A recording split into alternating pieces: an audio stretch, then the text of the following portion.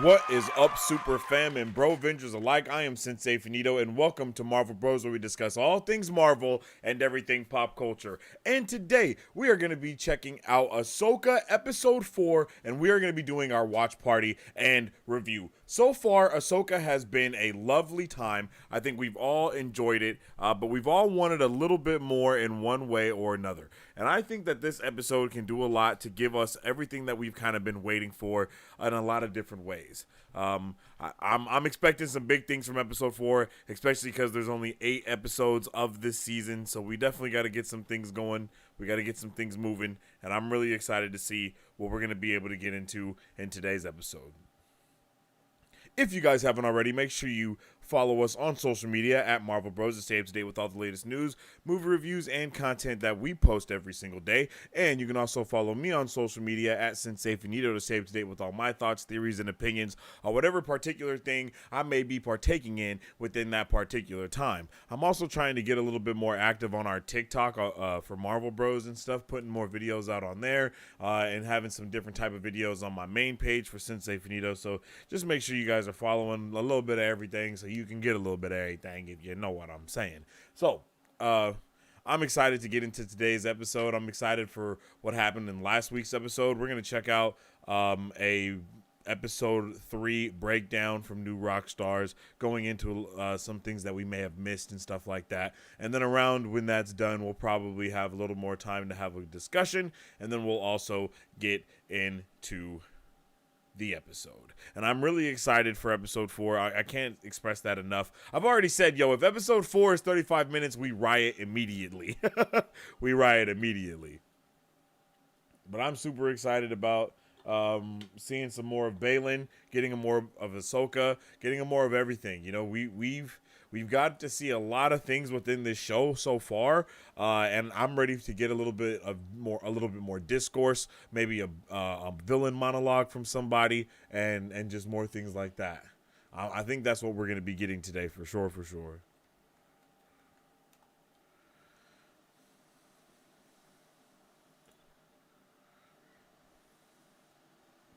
So far, I've been loving the relationship between Ahsoka and what's it called? Ahsoka and Sabine as well. They've been doing a really good job of just capturing all the vibes that I think needed to be captured so far in this show. And I'm pumped to see how their relationship continues to grow and how their relationship is going to also correlate to the relationship that that what is her name, Shin and Balin have with each other as well, because we got a lot of stuff going on in this show. So seeing them be able to grow together and also separately, of course, I think it's gonna do a lot for us. I think it's gonna do a lot for us. I'm loving the samurai-esque vibes that we've been getting from Ahsoka. I've been saying that for the last couple of weeks, but I'm hoping that we continue to get a little bit more samurai vibes from these next coming episodes with like the lightsaber battles and all the things like that. I hope we just kind of really embrace the whole samurai vibes that Ahsoka is bringing, because she is always she has always had a huge samurai vibe. Even though the Jedi kind of feel like samurai as well, she feels even more like that. Especially when we got to see her in that Tales of a Jedi and how she was kind of like the wandering samurai. That's kind of the stories that they gave her.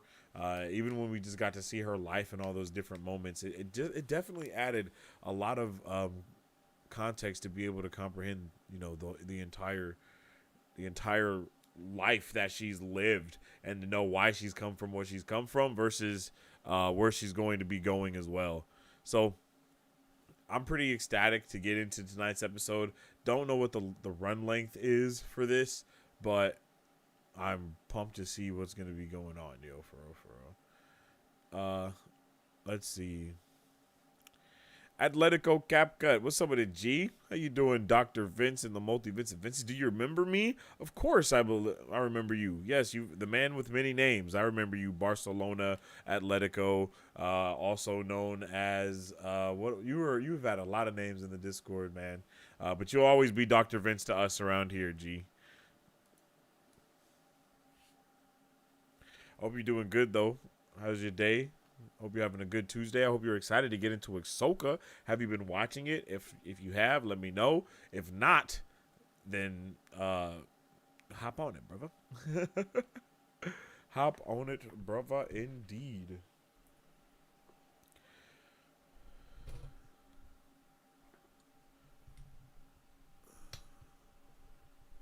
Okay, gotta fix this mic. This is gonna drive me crazy. There we go. Let's get it like right there. Let's lock it, lock it, lock it here, and then we're gonna drop it down a little bit too. Oh, son of a bitch. There we go.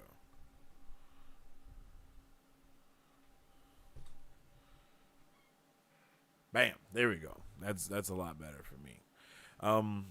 OMG, bro, you know I remember you at all times. Even with you, even though you have many names, I usually know like what your name is and where you switch to, what your name switches up to.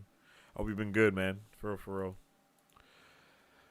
All right, let's check out the let's jump into this. Hold on. Let's see.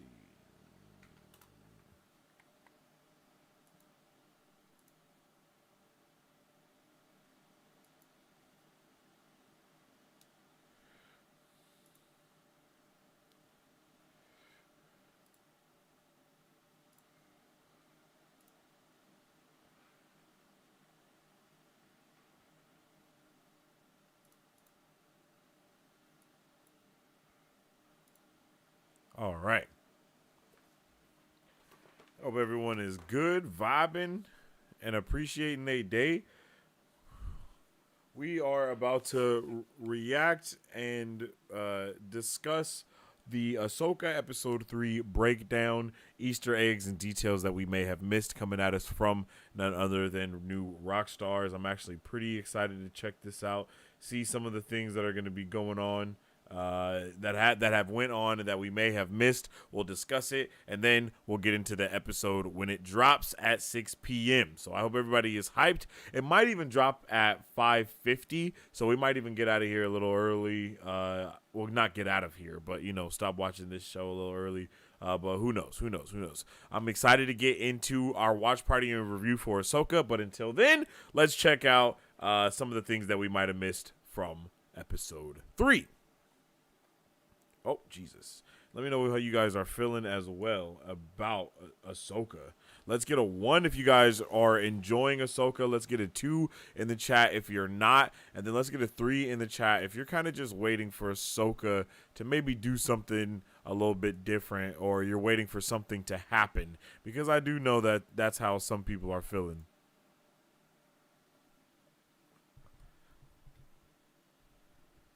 So far, I think that we're off to a really good we've been off to a really good start, and I think we're going to be off to a good continuation with today's episode. Hopefully.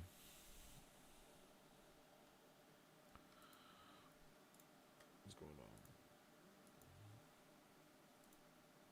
Welcome back to New Rockstars. I'm Eric Voss, and this is a breakdown of Star Wars Ahsoka Episode 3, Time to Fly. Baylan Skoll saw a few Purgle in the clouds of Cetos in Episode 2, and sure enough, they are back to really apologize. I didn't even realize that. Taking your friend. Oh, please don't click away. No more whale speak in this video, I promise. I was definitely like, all right, bro, let's not do that again, you please. Missed. Okay, we see the same opening metallic faces and helmets as last week: Vader, 3PO, Clone Trooper helmet, HK Assassin droid, the Inquisitor, Marok, Huyang, Stormtrooper, Chopper, and Sabine's helmet. So quick note on Marok before we begin. I did not address this before because I think it's a very silly theory, but no, I do not think Marok is Ezra Bridger. Are you kidding me?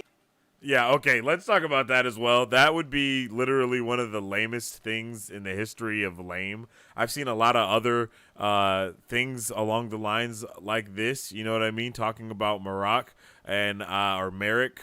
I don't think Merrick and or Marok, whatever his name is Ezra. I think that would be super lame if that did come out to be the case.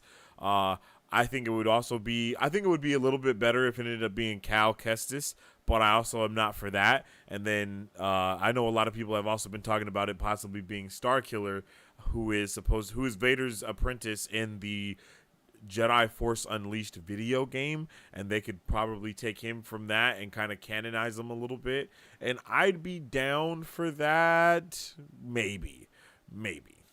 Ezra would have had to come back from this other galaxy, and regardless of his dark side temptations, our man would never have broke bad and become a freaking Inquisitor. Come on, have we learned nothing from Rebels? By the way, if you haven't seen all of Rebels and don't have time to watch all those episodes, or you just want a refresher, we made an excellent 4-part Rebels recap series to catch you all up on all of the episodes, the characters, the Easter eggs, and the bits of lore that you need to know. Please watch those and share those with all the others out there who are like, I don't know how to get into this series. Now, when it comes to Marok, we did see Sam Witwer's name in the additional voices of the credits of episodes 1. And Sam Witwer is the voice of everyone that we know. No, I'm just playing. But for real, I'm pretty sure he does the voice of the guy that I was just talking about with the Force Unleashed. And if I'm not mistaken, he also does the voice of Darth Maul in Rebels 1 and 2, leading some to believe that Marok could be Starkiller. But that would Marok's be fire. Performance has been done by stunt actor Paul Darnell. We also saw his name in the credits of episode 2, and Sam Witwer is just one of these regular Lucasfilm dudes who voices one-off characters like that Shore Trooper and Andor. He could have voiced any of those droids or helmeted figures. Like, notice how his name also appears besides names like Matthew Wood, the sound editor who has voiced General Grievous, and Bib Fortuna. So who knows? We may just get a number of voices that echo through the past in a future episode, and the sound team blanket credited all the voice actors who helped out on the season. But in this episode, Marok actually speaks. As you wish.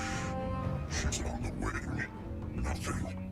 Now I gotta admit, the voice that does sound like Sam Witwer. Yeah, just a very good voice actor whose that voice sounds a is just lot like Sam Witwer. I'm not gonna lie. Like but the most important detail is that in the credits of this episode, the role of Marok is fully credited to Paul Darnell, which is a big upgrade from him just being credited for stunts last week. Now Witwer's name does once again appear at the very end of the credits with the additional voices section, just as it has appeared in episode 1 and 2. So I just don't know if they would have credited Marok entirely to Paul Darnell if Witwer had been voicing him. Like, they bumped up Darnell's credit in an episode in which the character speaks. That's a big deal. Episode credits are contractually required to be accurate. And I know some of you may say, well, there was that episode of Rebels, season 4, episode 11, where Dave Filoni credited the Lothwolf Doom to the Force. But folks, that was animation. In live action, episode credits are taken very seriously. So all of this is really to say, I don't know, we're 3 out of 8 episodes in, and I think Marok is just gonna be Marok. Okay, the episode opens. I would be okay with. I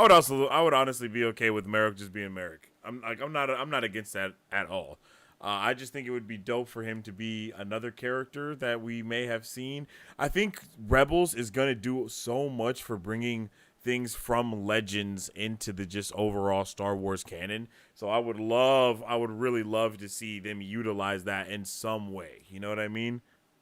Ahsoka's T6 in hyperspace. When we saw hyperspace looking like this in The Mandalorian Season 3 Episode 1, Grogu saw a Purgle floating past them. And yes, this is a very big Purgle episode. Hu Yang trains with Sabine using a Bakken, which is a Japanese...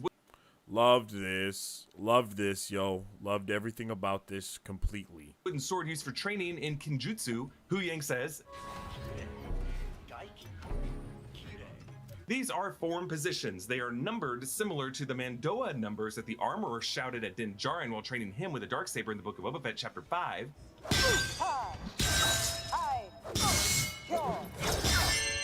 And of course, we are reminded of it's kind of wild that with Ezra and... to me, okay, just real quick, it's kind of wild that this whole scene and all the stuff that was going on with Mando, looking at it now, it's showing us that he literally was not the one to like that. He wasn't supposed to have the Darksaber. Like, that's what this meant. It's not like he was supposed to go on some grand journey to be able to use the Darksaber. Nah, it just wasn't his. Like, that makes so much sense to me. I don't know how everyone else might feel about that, but I think everyone assumed he was supposed to go on this super intense self-reflecting journey that would allow him to be able to use the Darksaber. But nah, man, it's just the Darksaber was not meant for him, and that's why it was so heavy, because he couldn't wield it. And that's it. It was for Bo-Katan the whole time, and I'm down for that. I'm okay with that.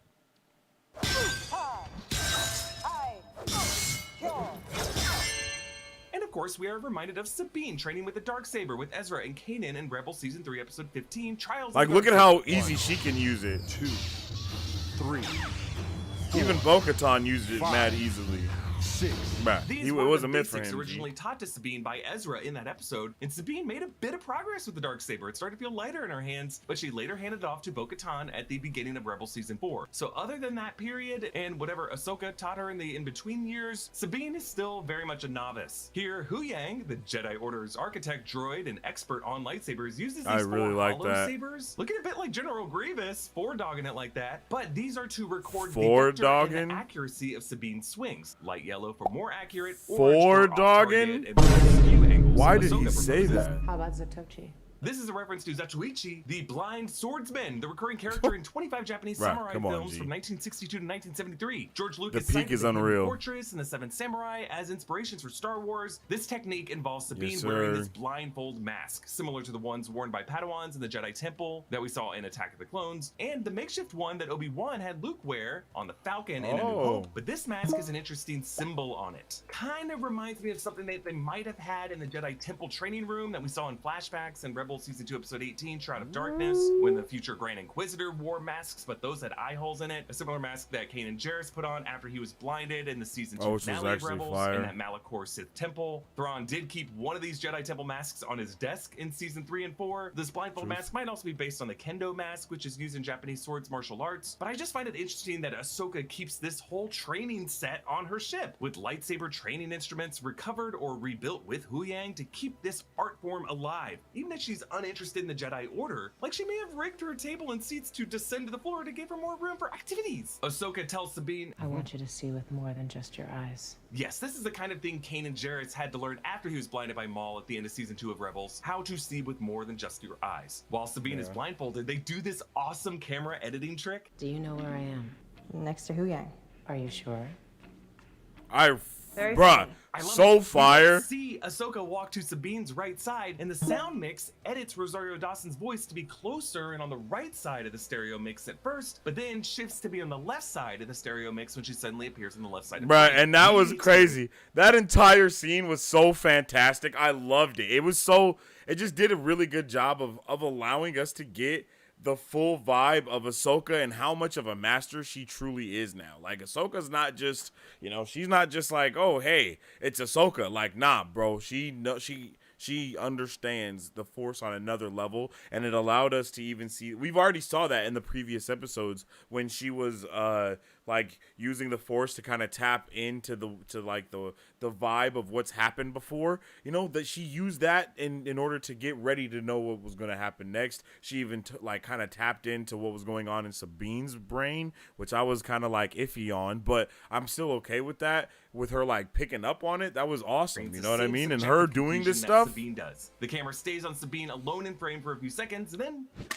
That's not something she just doing. Here's why he you know wasn't what I'm saying? losing weight. I was eating because I was stressed out, candy bars and chips and Oh, donuts, man. gaining weight. yes, since Sabine cannot see where Ahsoka is, neither can we. Sabine swings at more air than the lightsaber kid, but there is one moment she makes progress.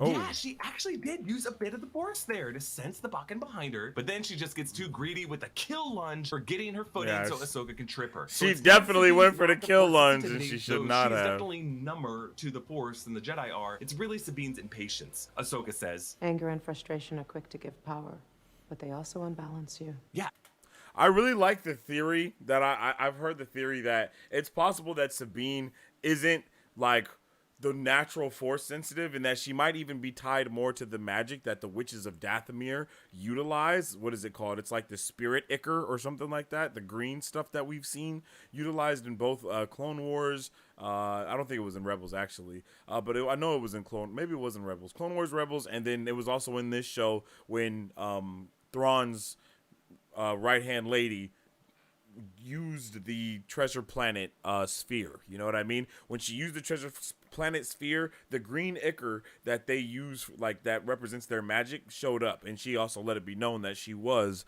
a Night Sister. So, you know, having that be in there and knowing that we got like 3 witches and all that good stuff, it just seems more likely that we might see that part like happen. Ahsoka means that literally and metaphorically. As And I would fear be is the path to the down dark for side. that, especially because, you know, I've been talking about it for like a couple months now, maybe even longer than a couple months, but we're supposed to be entering into an era of, you know, Star Wars where we go to the other side of the galaxy where the Force is wielded like magic instead of the natural way that it's wielded in this part of the galaxy that we know it from. So with that, like, and we got that scoop like legit like last year at some point. So with knowing that that's kind of the vibes of what we're going to be heading towards, it definitely seems like they could give Sabine that magic vibe as well, and then kind of not 2 birds with 1 stone, You know, but leads to anger, for hate, lack of suffering, better etc. words. But the Force is really the balance between them. Onto the New Republic fleet. We see 4 blue-painted A-wings flying into formation past Home 1, that is Admiral Akbar's Mon Calamari flagship from Return of the Jedi. We see It's some a trap. CR-90 Corvettes. Those are the ones with the 11 engines, like the Tantive 4 had, and a Hammerhead Corvette. We saw Yo, these in Renato, Rogue One. what's The up planet with it, they man? orbit How you has doing, a vast brother? cityscape surface. Are you ready Could for be Ahsoka Coruscant, but G? currently T the New minus Republic's like what, capital is 15 Chandrila, minutes, I that's Mon think? Mothma's homeworld. The capital currently rotates Maybe even among less. the core worlds. In the future, it's going to be Hosnian Prime. That's the system that gets destroyed by Starkiller Base in The Force Awakens. Chandrila Rip. has more green land and oceans. It's not completely an urban cityscape, so I'm assuming it's either Coruscant or Hosnian Prime. Probably Coruscant. Hera checks in with First Officer Vic Hawkins. She's waiting. There are several senators with her. One of them is Ziono. Not Ziono! Senator Hamato Ziono is, I think, the first major detail to be pulled in live action from the Star Wars Resistance animated series. He's the father to Oh. Kazuda Ziono, pilot of the Resistance. They hail from Hosnian Prime, and Papa Ziono stubbornly refuses to accept Kazuda joining the Resistance, considering them extremists. Boo! Inside this room, which again Well, seems to be the auditorium okay. style room that we saw Bringing Mon Mothma multiple give everyone a briefing vibes, about the Boffins and into Return of the Jedi. into Hera Ahsoka. greets I love Chancellor that. Mon Mothma, Genevieve O'Reilly, returning from Andor, now elected the first Chancellor after the fall of the Empire. With her is Senator As it should Ziono, be. Senator Rodrigo, Senator Marwood, and a senator of the Grand Race. Now there was a Grand Kind of dope, like actually incredibly dope, right? That we have Mon Mothma being Mon Mothma, like back in the day in Andor, and then now after all the other stuff that's occurred. Like, I really appreciate that. I really appreciate that. and senator for named multiple Askok, reasons. who was a Palpatine loyalist during the prequel era, but nah, I don't think he'd be in the New Republic government this high up, but who knows? Apparently a loyalty oath with your fingers crossed behind your back is enough to get the top job with space Nazi destroyers unsupervised. Mon Mothma asks, Hera, you look well. How's young Jason? Fine, Chancellor. In fact, he's on board. Somewhere. Causing trouble with Chopper, no doubt. yes, they're referring to Jason Syndulla, Hera's son with Kanan Yo. Jarrus, revealed in the final minutes of the Rebels finale episode. He's played in this episode by Evan Witten. Dave Filoni has said that Jason's name, Jacen, is a tribute to the Legends character Jason Solo, the son of Han and Leia, who eventually becomes a Sith Lord, Darth Caedus. Yeah, don't name your kid Jason. Senator Rodrigo says the Imperial loyalists on Corellia Whoa. are outliers since ex-imps had to Didn't take know these about oaths that. of loyalty, and it's kind of hard to see here if she's just naive or actively pro-Empire, but with Rodrigo and Ziono and that shifty-looking Grand Senator, like notice He's how super he nods shifty. when Ziono shuts down Hera's task force request. That would be either 3-2 or 4-1 on any vote they had about this. Take it away, Kent. I've said it before and I'll say it again.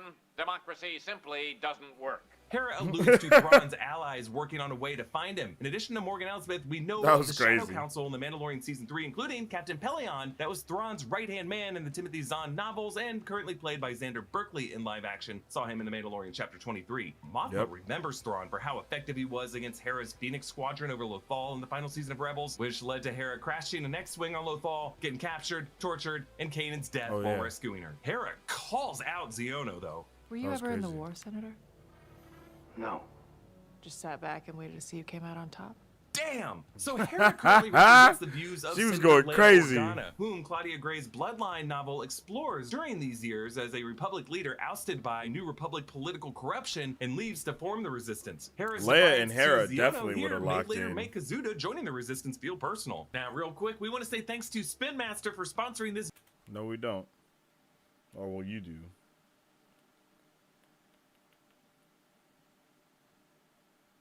But you know what they say, the Death Star wasn't puzzles, which is why everyone Oh, can start that your puzzle shit? Yeah, that looks raw. No, because I fought against him. He killed friends, people who were like family to me. Now, it is worth noting that Thrawn doesn't really kill many major characters in Rebels. Like, Kanan died because Governor Price blasted the fuel depot, a decision that Thrawn actually hated because it slowed down the production of his TIE Defenders. But his decisions absolutely killed a lot of people. Many Phoenix Squadron pilots, Rebel fighters, innocent Lothal residents. He shot Bendu. Just kidding, Bendu didn't die. He faded away laughing. So we're learning here how attached Hera was to all these victims. Jason asks, Is it true Aunt Sabine is gonna be a Jedi? Now, where did you hear that? Chopper told me. What? I love Chopper's utterances, and I don't know if this was a growl or an awkward, but remember, Chopper was the one Ezra handed his lightsaber off to. He's the one who tossed Sabine that lightsaber in the Rebels finale episode. He wants this transition to happen. And also, Hera, very Chopper's true. not the best babysitter. He's gonna teach Jason how to be a war criminal. Now, Jason, Facts. of course, then asks, I want to be a Jedi. Yeah, I know you do, Jason. yeah, she is looking in his eyes and totally seeing Kanan Jarrus, and likely doesn't want Jason to Ooh. follow down that path because, you know, it leads people to, like, hop on top of fuel cells and hold back flames to save the people that you love. But also, watch that Rebel Season 4 breakdown because there is some unresolved history with Caleb Doom when he was brought to Lothal. It looks like based off of those cave paintings by Yoda, Ki-Adi-Mundi, and Mace Windu. And Jason is totally inheriting that. What? Okay, so back on the T6, Sabine says, I was hoping that the urgency of our situation could The green hair is crazy, though. expedite my training a bit. Jedi like Anakin and Ahsoka were in a hurry to get better with the Force during the Clone Wars and for Anakin to go back and save his mom, which really is the worst time to hone this kind of training because you take it harder when you don't pick it up fast enough. You're worried that every failure and setback is causing pain and hurt somewhere around the galaxy. Peacetime is Yeah. the best time to become a good Jedi. Sabine says that she can't use the Force, and Ahsoka counters, Force resides in all About to living grab me things. some food, yes sir. Hey Yes, there, in everyone. Just got Rebels, home and it Charles feels like a Darksaber furnace in Kanan here. says 107 essentially the same degrees thing about outside and Sabine no to Hera. AC in the Force house. resides in all living Bruh, I'm things, so but you have to sorry. be open That to sounds it. Sabine is sounds terrible. blocked. Her mind is conflicted. She's so expressive and yet so tightly wound. She's so Mandalorian. which is a much nicer way of putting it than what Hu Yang has been dropping this episode. Beep beep, you suck. Hu Yang even continues Hu to talk Yang shit. is The insane. Jedi Order would not have accepted her. She is not an acceptable candidate. By their standards. Standards which were proven over a millennia. And failed.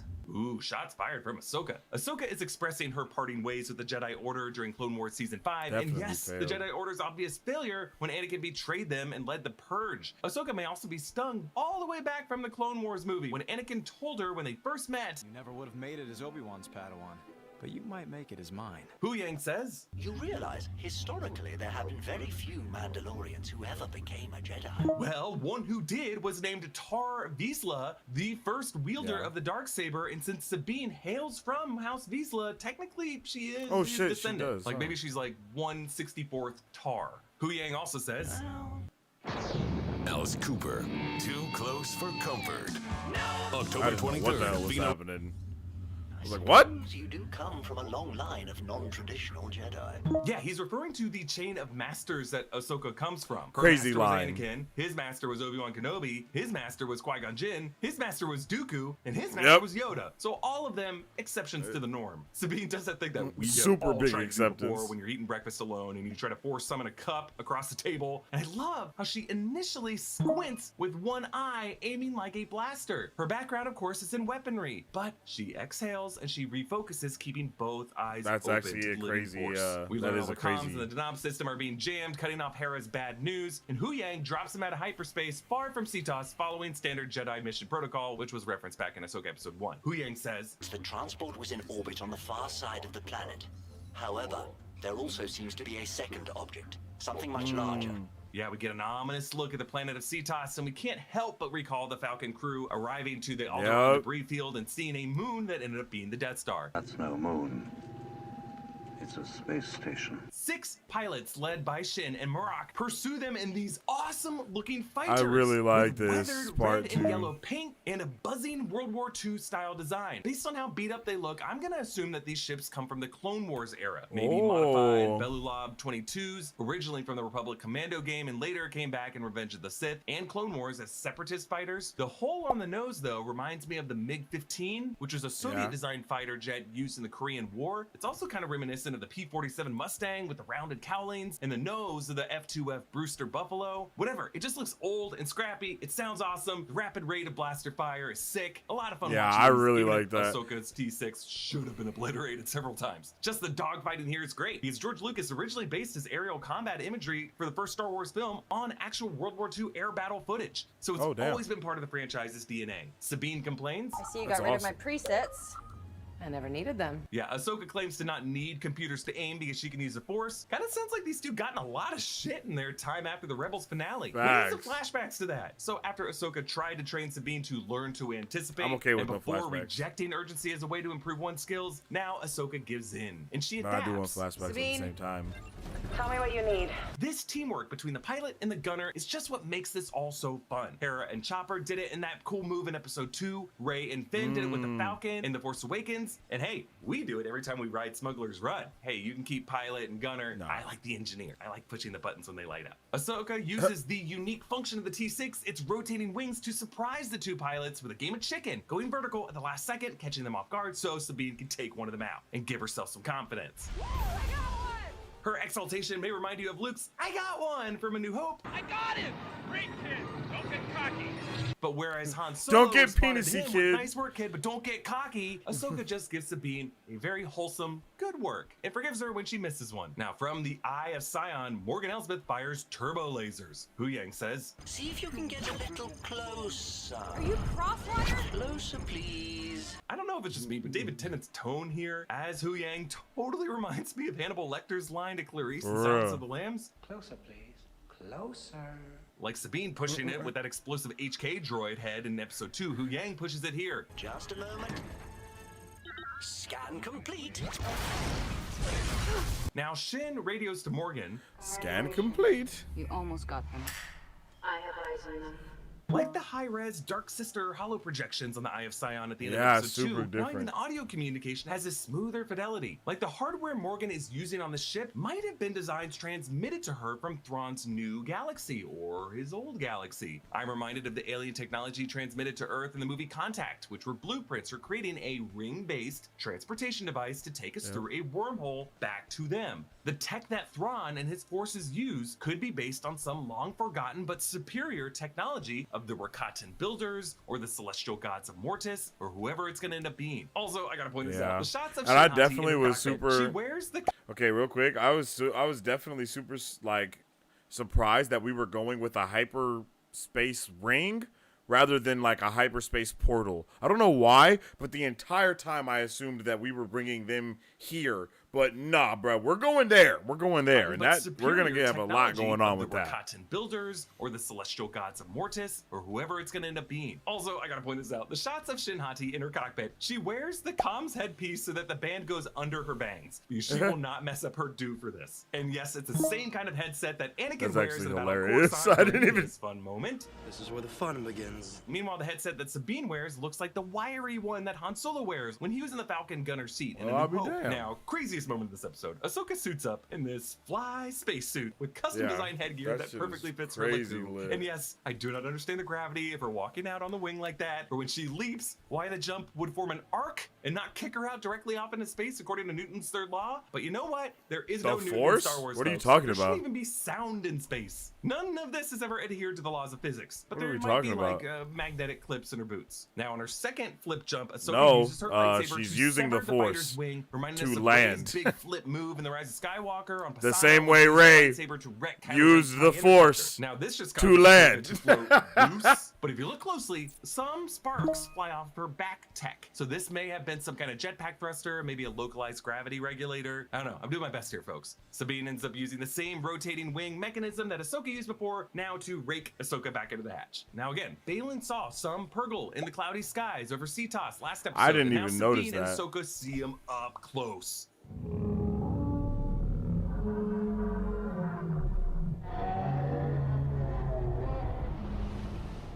they look so good. The closed captions on Disney Plus actually describe this sound as melodic rumbling. It is a huge deal for I love Sabine that to too. see these. That The was Purrgil were, of saucy, course, bro. the hyperspace We are whales about that to get Ezra it. summoned in the I final hope episode today's Rebels to episode defeat is a Thrawn. banger, yo. We got like 3 minutes.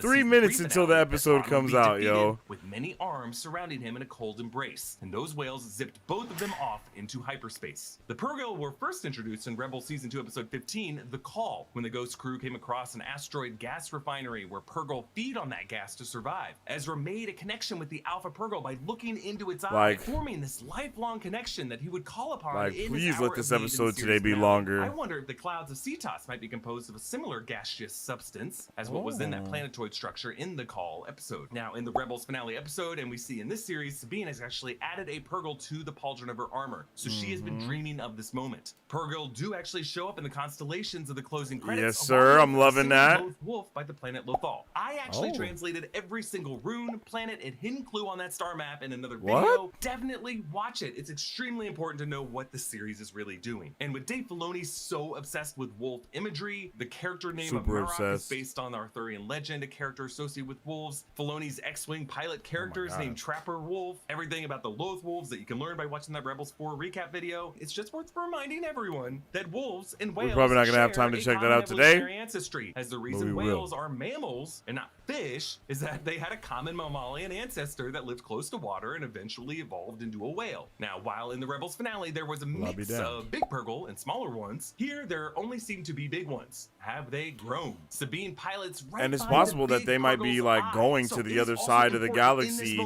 for their like mating thing or whatever. I think that would be super dope.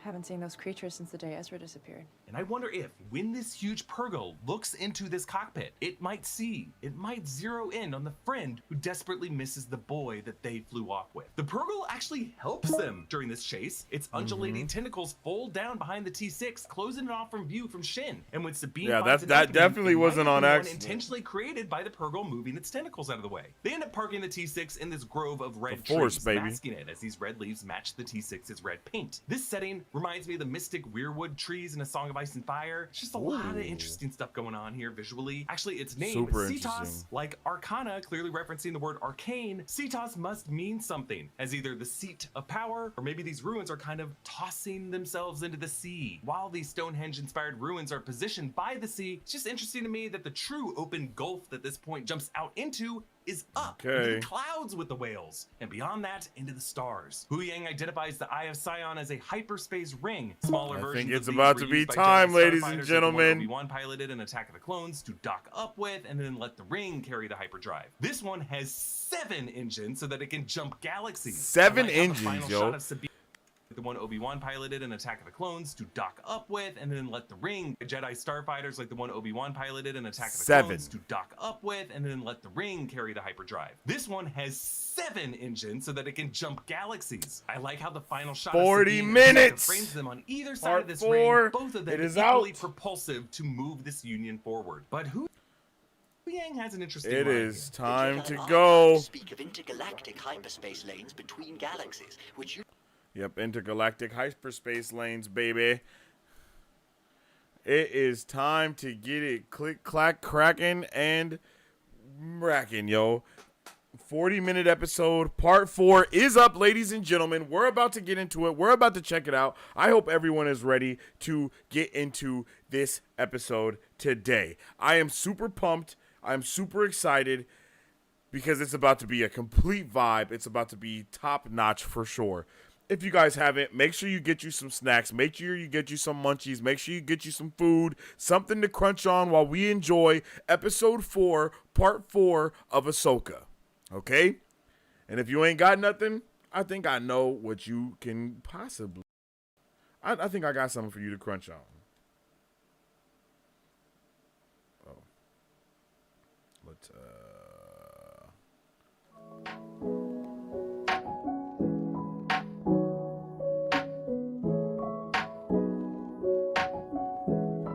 Hi, my name is Dominique Pruitt, and I started Dom's Bomb Gourmet Popcorn LLC in the summer of 2021 to introduce delicious and unique flavored popcorn not found anywhere else in the world. Why, you ask? Because I make it in my home with love, just for you.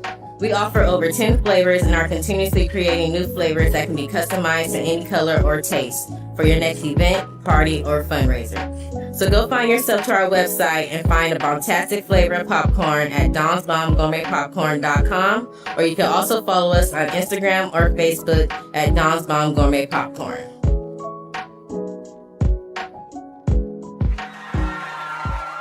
That is right. Make sure you guys go and get you some Dom's Bomb Gourmet Popcorn, where the popcorn is always Dom Gourmet and made by Dom. I definitely appreciate everyone for tuning in. If you guys haven't already, make sure you drop a like on the stream. We're about to get into episode 4 of Ahsoka. So make sure that your Disney Plus is open and ready to go. And if you don't see the episode yet, don't fret. All you got to do is close Disney Plus out and reopen it and give it a second to buffer and load that episode back in. And you should be good to go. So this episode, once again, part 4, we're about to get into it. On 3, we will press play together so we can all be synced up and whatnot and know what is going on. All right? All right. So, without further ado, gentlemen and ladies, it is now time for episode 4. On 3. 1, 2, 3.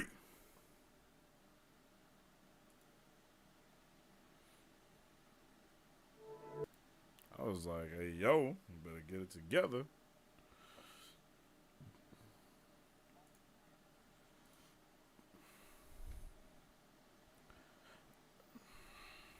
Wait, let me move to the living room. Also, hi, Sensei. Yo, what's up with it, Alan? Hope you're having a good one.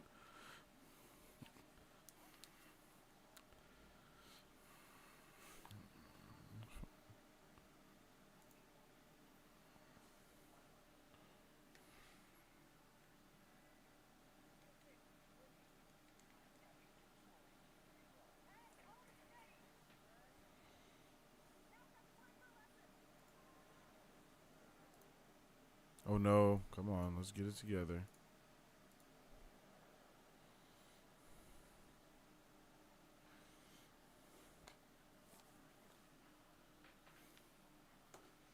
It sounds a little low to me.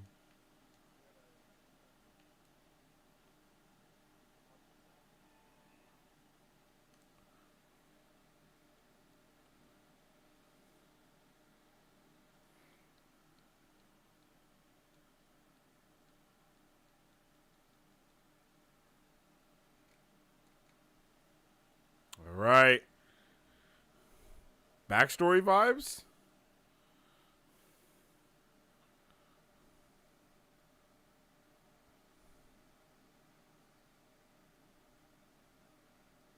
Nope.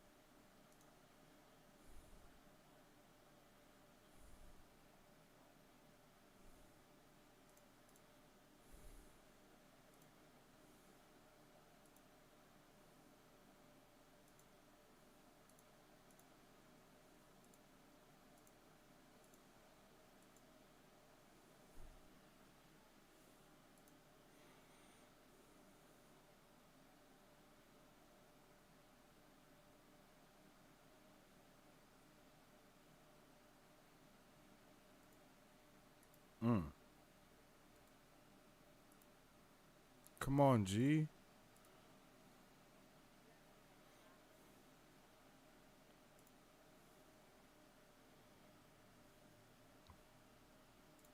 There we go.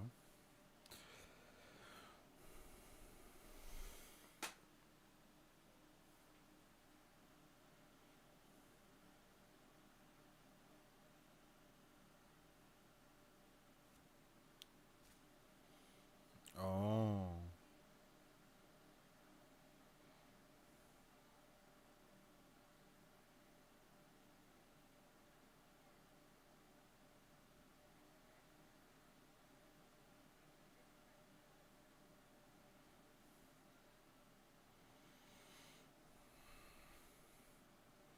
Damn.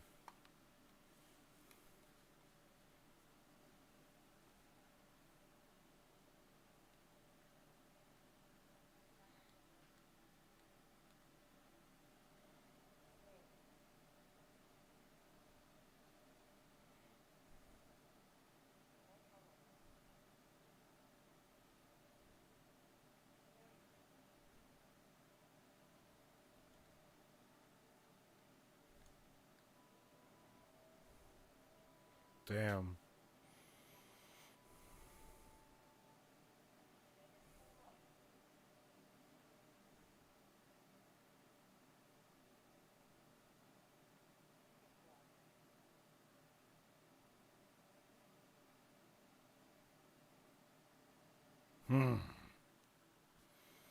I think we're off to a pretty good start.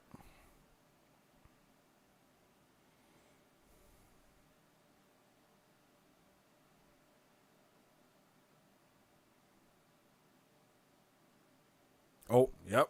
Let's go.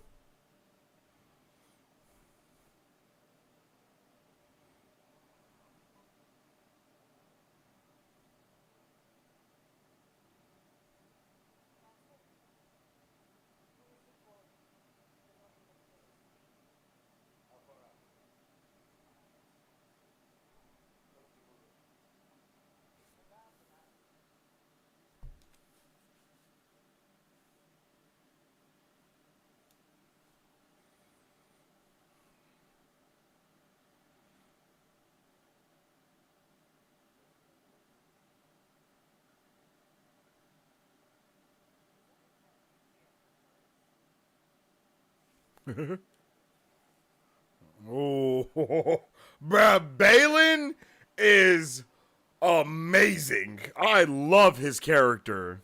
Oh, the music. Oh, yeah. It's about to go down. Fallen Jedi? Wait a minute.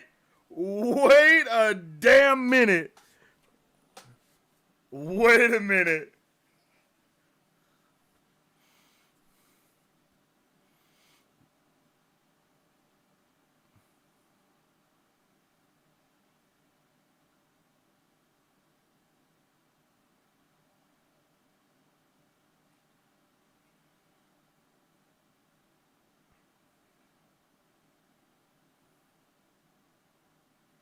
What goes in there? Like a power converter or something? Like what? What do you put in a gun that shoots lasers?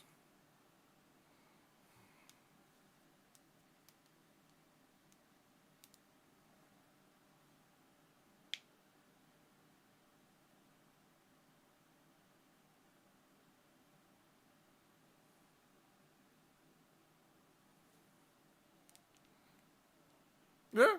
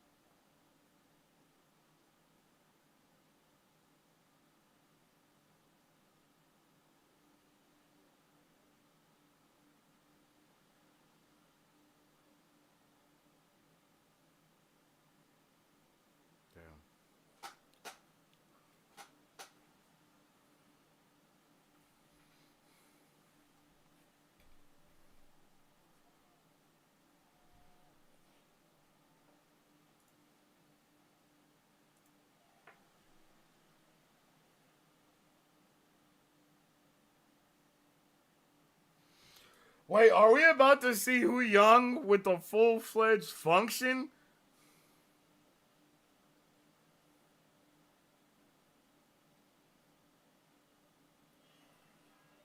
Oh! Oh, shit!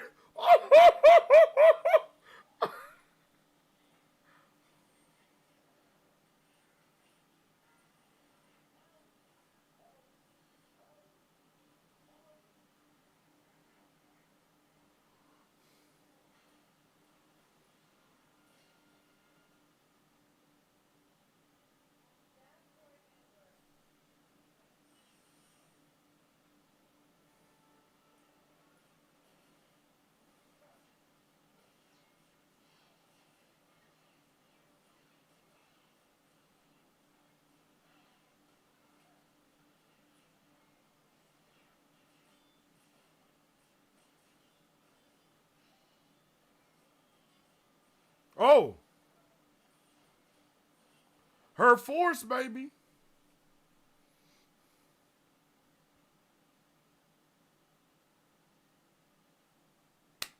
Let's go. W fight.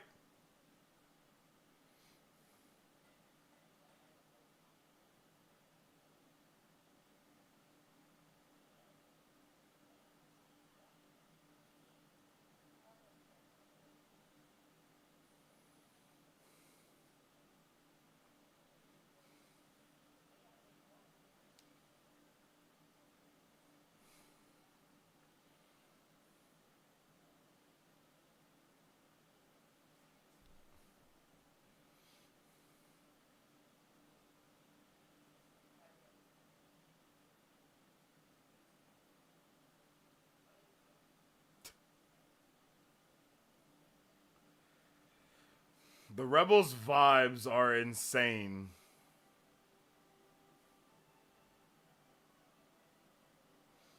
Them running into that red forest.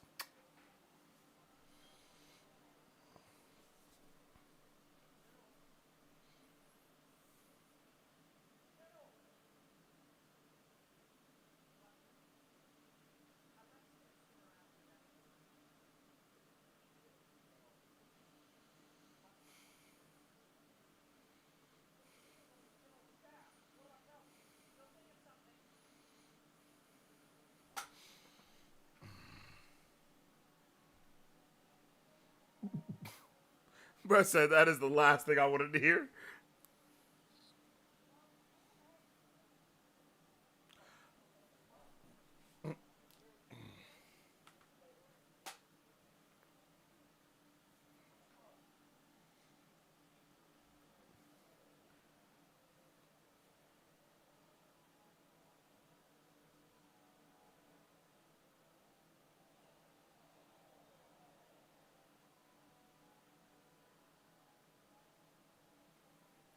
Yo, is that Zeb?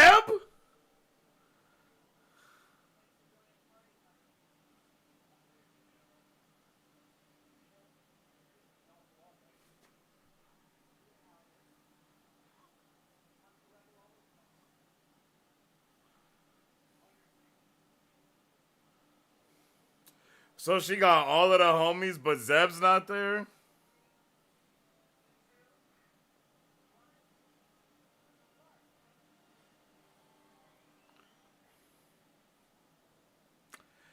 Give me more, Star Wars, please. I beg you.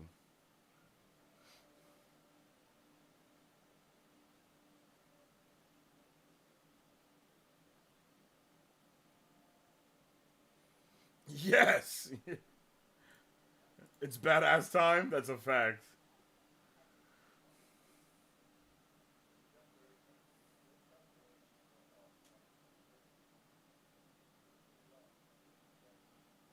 Hmm.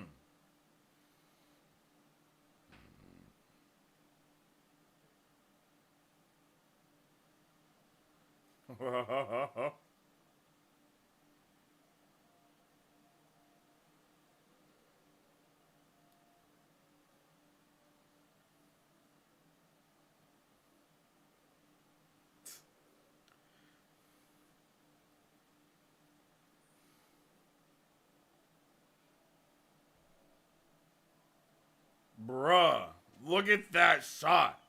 Holy hell.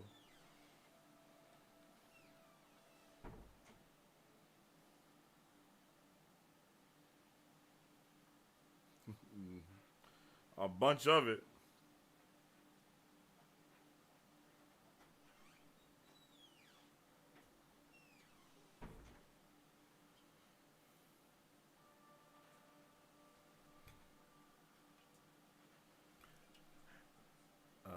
Yes, please. Thank you so much.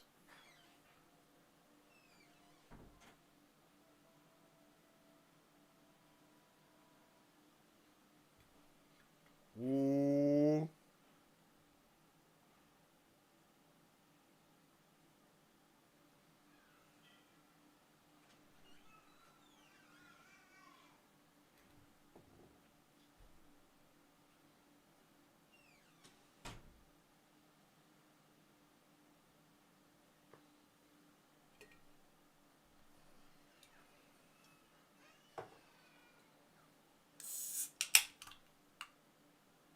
She's so proud.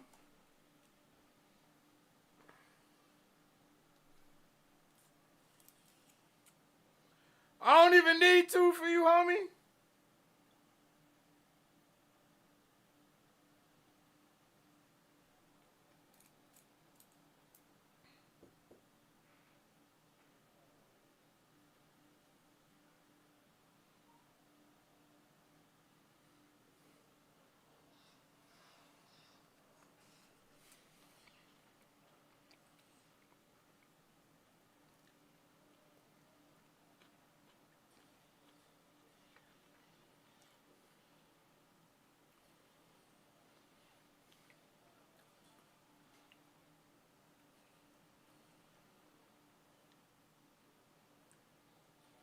Damn!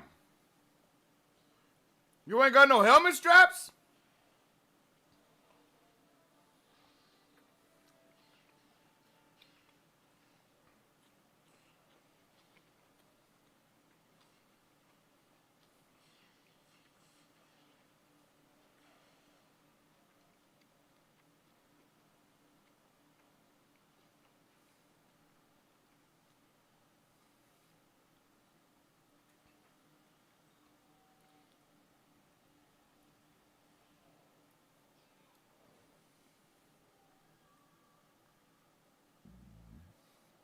Shit, the samurai stance on his ass.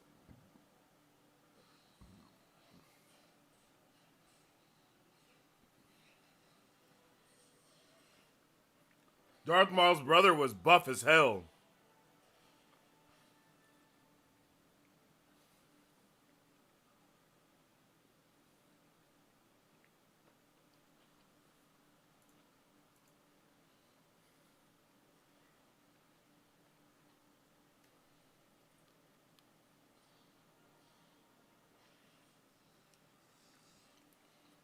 Yo, Ahsoka be murdering people, yo. What the hell?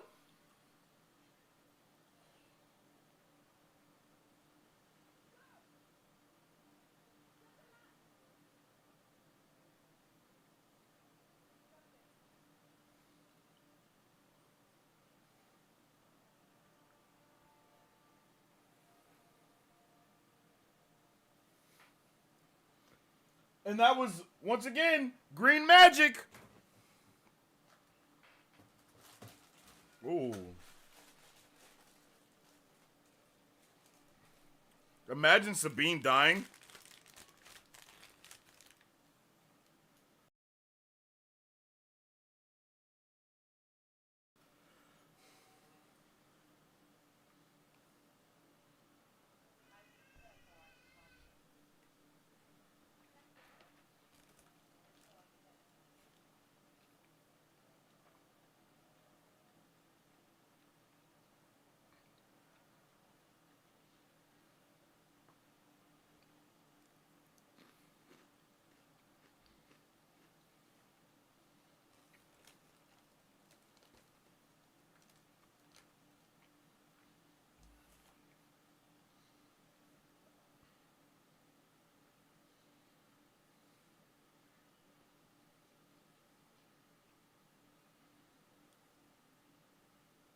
Pulling up in the hoodie is crazy.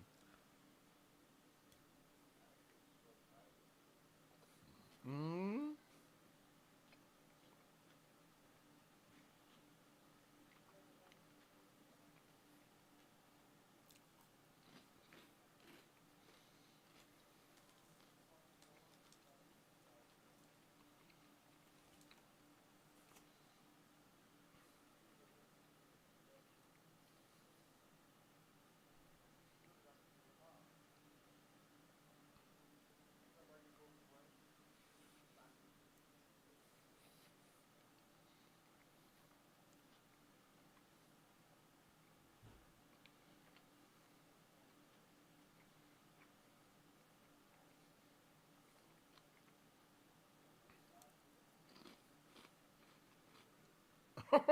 Bruh.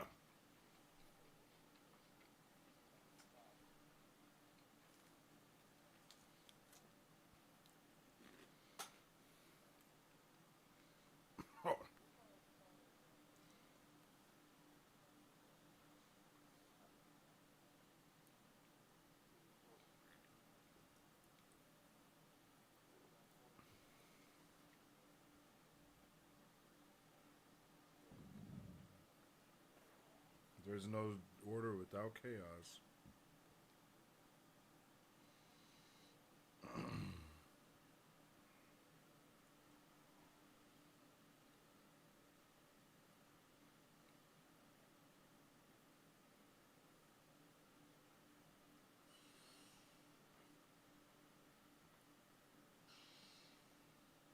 Oh, that was old school vibes right there.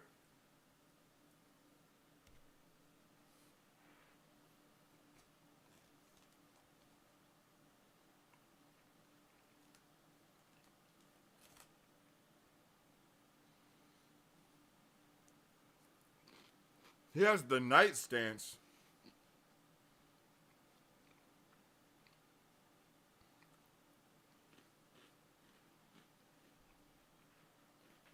Ooh.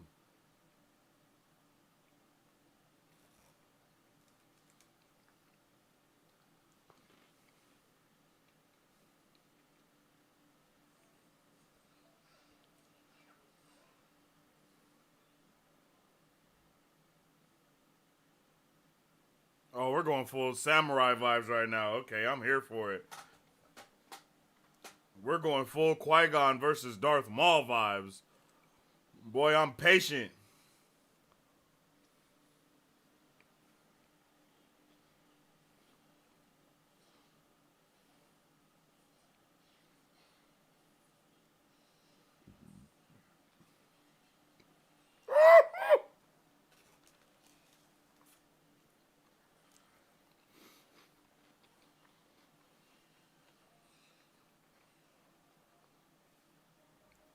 These sound effects are going crazy.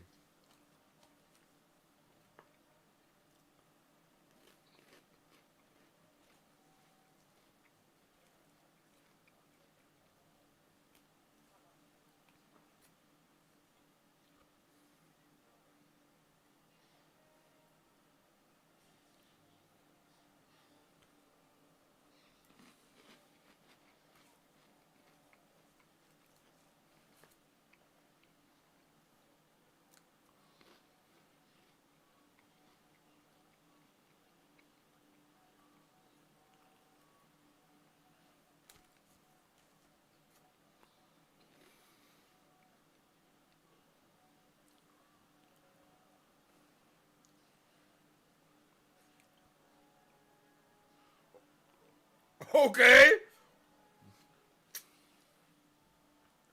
The Mandalorian is no more and now the Jedi is born, or what?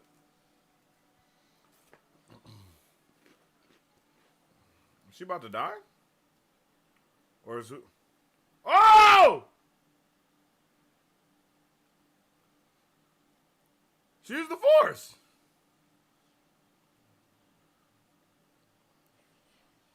Oh. Did she used the Force, right? Like, I'm not tripping.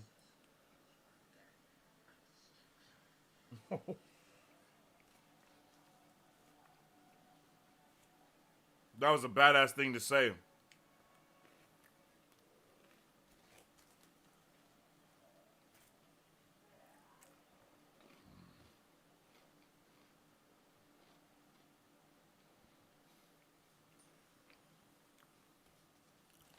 Smoke bomb is crazy. We're just going full samurai in this bitch, and I'm in love with it.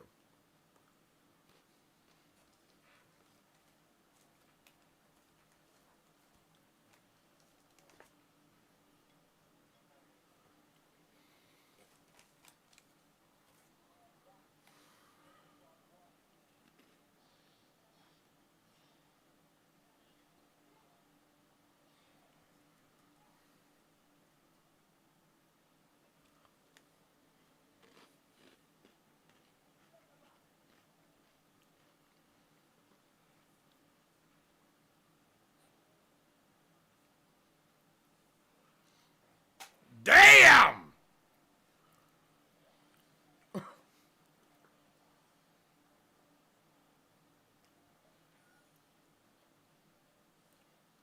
Oh, that's so hard.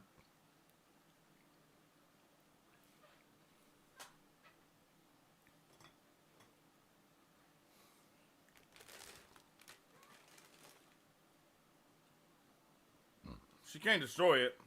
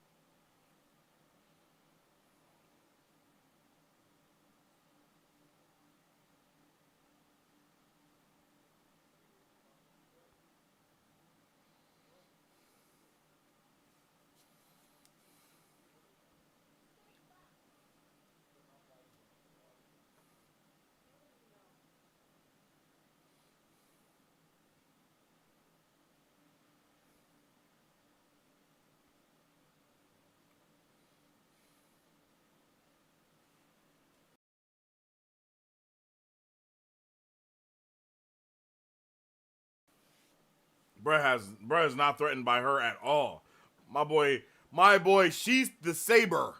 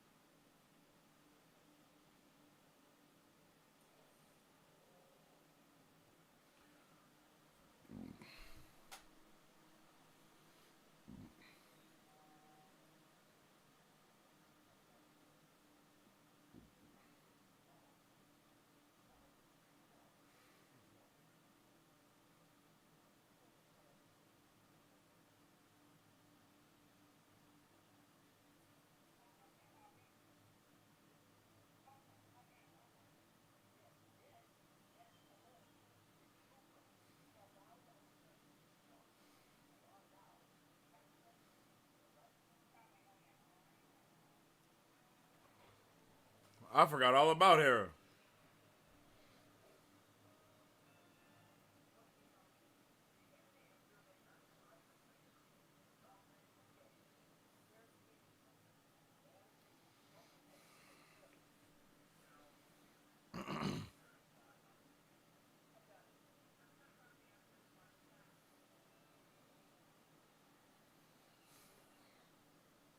Bad decision, Sabine. I don't know what the hell Sabine's doing, yo.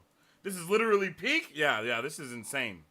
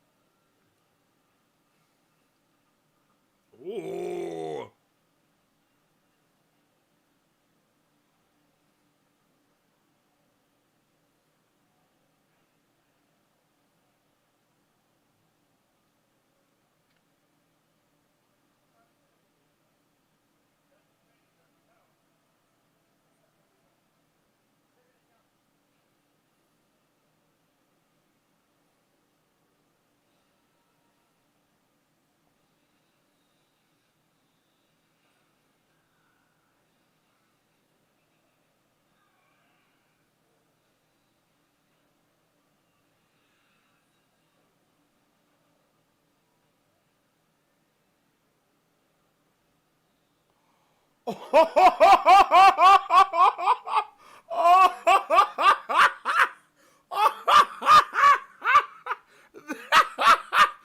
was awesome. Holy shit. That was whoa. That was insane.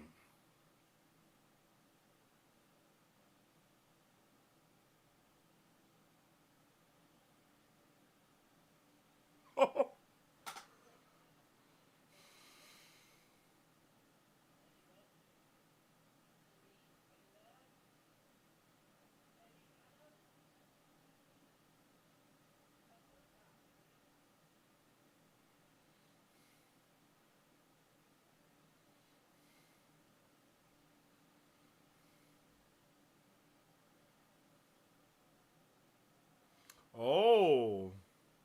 Oh! Oh! Oh! We know what's about to happen, don't we, ladies and gentlemen?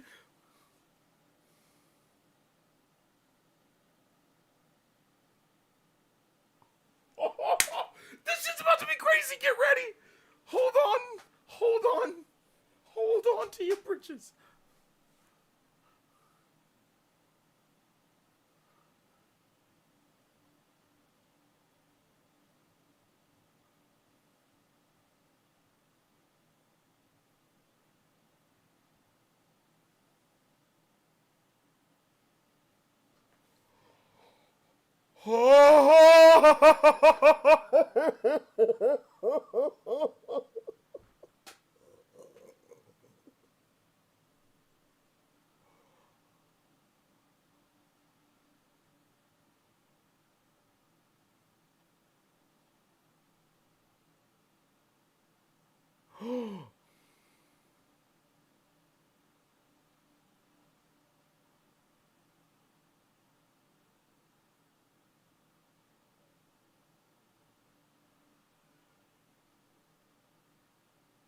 Bruh! Let's go! Let's go! Let's go!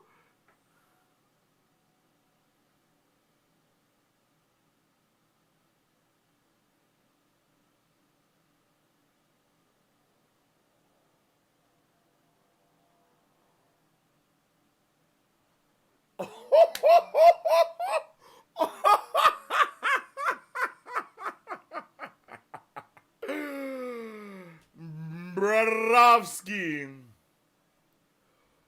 Oh my god. Bruh. Oh my god.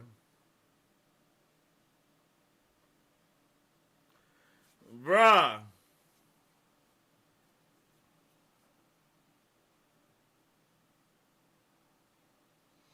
Bro.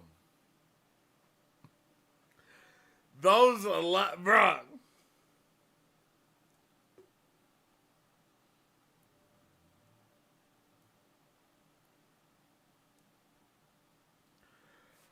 Bruh.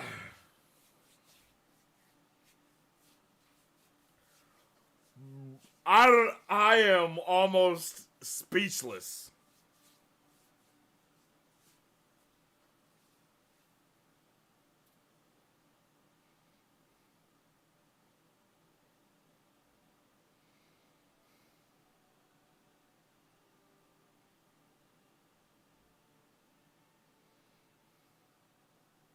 This has got to be one of the best endings in the history of endings. I mean, the score, the visuals, it captivates me every time.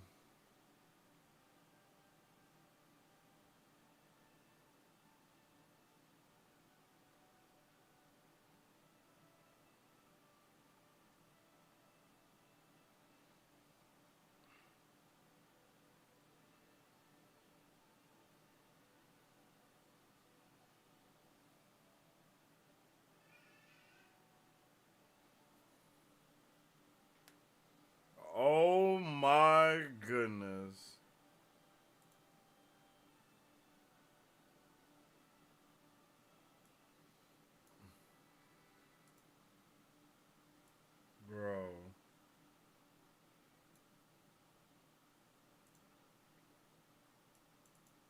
That music is beautiful.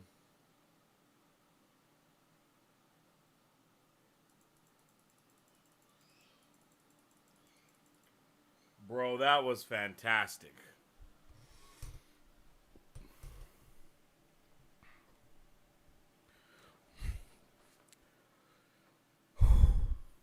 That was beautiful, you guys. That was amazing. Let me get a 1 in the chat if you are loving Ahsoka. Let's get a 2 in the chat if you're not loving Ahsoka. And let's get a 3 in the chat if you don't really know how to feel yet. Let's take it. Let's get a temperature check, everyone. Let's get a temperature check, okay?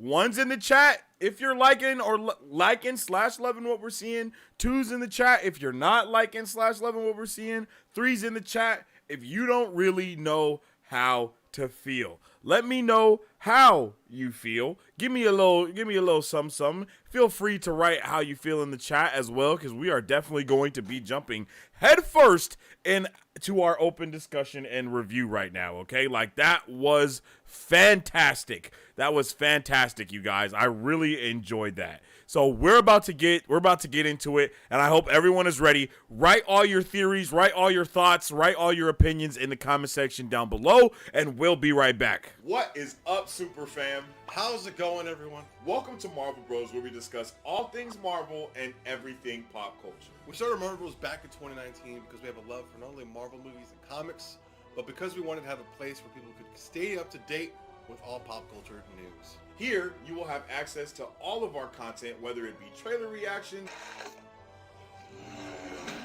You look like He-Man. Oh!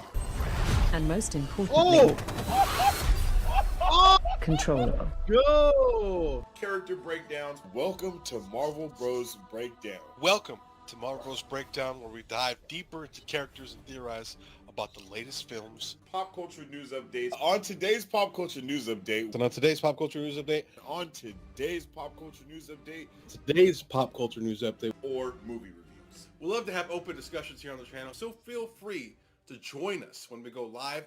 Battle Cove, I like that Kang's motives are understandable in the same way Thanos' motives were. That's exactly what we're saying. That was pretty awesome. Well. Or jump in the comment section of a trailer reaction or breakdowns so we can theorize, converse, and nerd out. Follow us on social media at Marvel Bros to stay up to date with the latest news, rumors, content, and more. You can also join our Discord, where we are constantly having conversations pertaining to Marvel, DC, Star Wars, anime, and everything pop culture. All of our past pop culture news updates are available wherever you listen to podcasts at. If you guys would like to support Marvel Bros, all you gotta do is visit our website at www.marvelbros.com and buy some merch. Represent the superfan. To get early access to content, patron-only scoops, giveaways, private Q&As, and those sacred watch parties. That is right, yo. We are about to get into the review now for Ahsoka. If you guys don't know, you guys can support us here at Marvel Bros by doing a whole bunch of stuff. You can either drop a like on the stream, you can share it with your friends, and you can either become a Brovenger and help us protect all that is nerdy and awesome. Brovenger's memberships start at level 1 for $2.99, and that helps us. That just shows that you're rocking with the Brovengers and the super fam alike. So I definitely appreciate all the love and support from all of you guys. Let's get into this discussion. So, review first, okay? We just got done watching episode 4 of Ahsoka. This episode was truly beautiful, for lack of better words. In every way, shape, and form, this show is continuing to prove that Dave Filoni is the person that needs to handle Star Wars at all times. Last week's episode was definitely on the shorter side, and this episode was only like 5 minutes longer. It's just they still feel good. They still feel just chock full of lore, world building, character development, and just getting a better understanding of what type of universe we are actually in when it comes to Star Wars, and what type of galaxy we are actually in when it comes to Star Wars as well. And moving into another galaxy is insane what we're about to be doing, but I am so hyped about it, okay? I cannot believe how great this show is with the little things that they do. Now, I know that I can tell there's a lot of plot beats and a lot of story points in this episode that people are going to have issues with, but once again, I think that they are super capitalizing on those samurai vibes, and in moments where it seems like they are taking maybe a little long to, to do something else, that's the vibe of the whole samurai. You know what I'm saying? Like, they take their time, they are very patient, they make calculated decisions, and I feel like that is exactly what Ahsoka and Baylan were both doing in that fight at the end. I love being able to see Sabine incorporate her own Mandalorianness into being a Jedi as well. I make this correlation between her and Grogu so much because they are the same and the opposite in this, you know what I mean? They are the opposite of each other, and I would love to even see Sabine and Grogu interact with each other. That would probably be incredible. I'm not even gonna lie, that would probably be so awesome to see. I would love to see all of them with their, proteges and the master and the apprentice and whatnot. But before I go on a rant about that, I also love that we got to see Master Hu Yang actually doing some fighting. Now, of course, he was up against a full-on, not a Sith. I think they're I can't remember what they're called, but he was up against a battle droid you know what I mean? So being up against the battle droid, he held his own damn well. And then he was outnumbered also. I think if he would have had a lightsaber, he actually would have chopped some of them up, and got it popping. I really like seeing the use of Ahsoka and Sabine fighting in tandem together and helping each other out in those different ways. I love seeing Ahsoka being, just ruthless and just grabbing someone and just pushing them in front of someone else that's shooting a gun. I love that. I love that. Ahsoka has always been with the full-fledged function, so I think it's right within the realm of who she is as a character to be like, hey, yo, you messed up, and now it's going down for you, my guy. It's over for you now. We're going down, baby. Ocean in the Range Rover. I loved getting those overall vibes from that as well. Seeing Ahsoka and Sabine fight kind of in tandem was amazing. I really love it. I also really enjoyed Merrick not being anybody. I know I loved that he just got murdered after all of the speculation that we were having about who he could have been and how he's going to be this person, how he's going to be this person. That actually probably was just Sam Witwer doing the voice for him. And then, they let the actor take the actual credit for being him. And, the type of person Sam Witwer is, I'm pretty sure he would be okay with allowing the dude to do that. I don't think that's a problem. So I'm super here for all of those vibes. I love that he was just basically a magical manifestation from a witch sister type of vibe. I really love seeing that. And I don't know if Baylan knows that fact about it, about him, but that was definitely more rich witchcraft and dark sister, witches of witches of Dathomir. Try to say that 7 times fast, okay? But that was definitely some Witches of Dathomir shenanigans going on there, and I'm super down and I'm super excited about that as well. I want to see so much more about. I want to see so much more with the Witches of Dathomir and the Night Sisters overall, and I hope that her story doesn't just end once we get with Thrawn. I'm hoping that it actually expands more once we get to Thrawn, and he actually gives us a little bit more context on who they are and his relationship with the Witches of Dathomir, being that Thrawn is not. Thrawn's race, I can't think of what the race Thrawn is. Hold on, let me give that a Google real quick. But Thrawn's race, I don't think they're a really popular a popular species within the galaxy. Yes, he an imperial military leader and a member of the Chiss race. Thrawn leads remnants of this guy. Okay, yeah. So the Chiss race. I don't think the Chiss are very. I don't think they're in a lot of places. I might be wrong about that. Yeah, I don't think the Chiss are very Thrawn, a blue-skinned red alien. Yeah, okay, we talked about that. All right. Yeah. As introduced in Heir of the Empire, Thrawn is a different kind of Star Wars villain.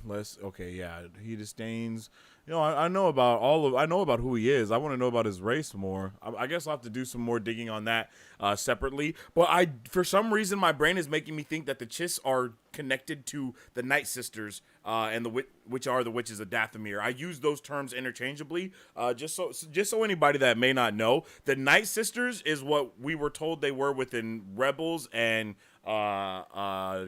also Clone Wars when we were first introduced to Darth Maul and his brother. They both are like also connected to the Night Sisters, but the Night Sisters in Star Wars Legends are called the Witches of Dathomir, and that is what they actually are. And we haven't really got that connection between them until I believe this show, when I can't think of her name. I don't know why I can never think of what the witch's name is.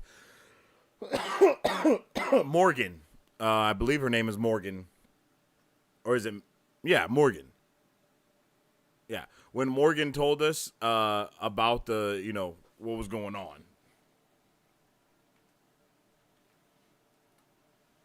Yeah.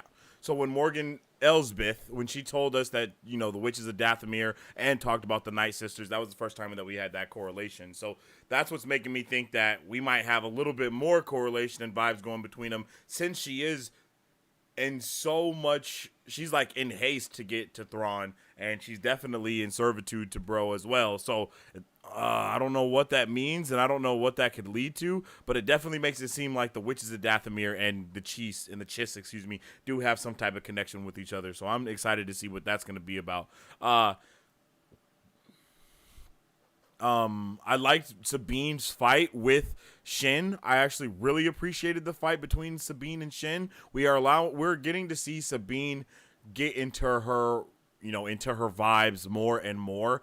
And outside of like Baylan and Ahsoka, I don't think either of them have ever really fought another person with a lightsaber before. So in many ways, although Shin is way like stronger and inept with the Force and all of that, I'm pretty sure she probably hasn't fought anybody with like any other lightsaber wielder the way that Ahsoka has, or the way that Baylan has either, because Baylan is old, like not as old as Dooku, but he's definitely up there too. So he's definitely fought some people. But I think that's kind of, I don't know why. It just feels like she should be a better fighter, but we haven't seen her fight against Ahsoka yet. And I think there's a reason for that, because Ahsoka would whoop that ass. So it's like she's just better enough than Sabine with a lightsaber, because Sabine is still a Mandalorian. Like, she's still a full-blown Mandalorian no matter what. And that gives her all of the help and all the fight that she actually needs in order to, to keep up with everything. And just to even talk about how much of that Mandalorian vibe picks up with her, she uses her weapons as like the Force, and I think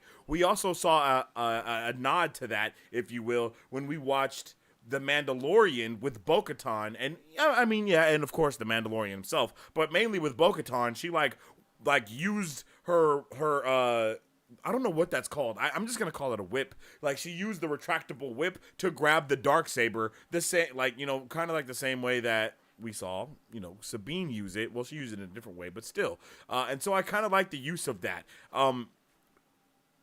Because in all actuality, that is them still being inept with the Force in some way, shape, or form. And I think that we could explore that a little bit more within like the Mandalorian.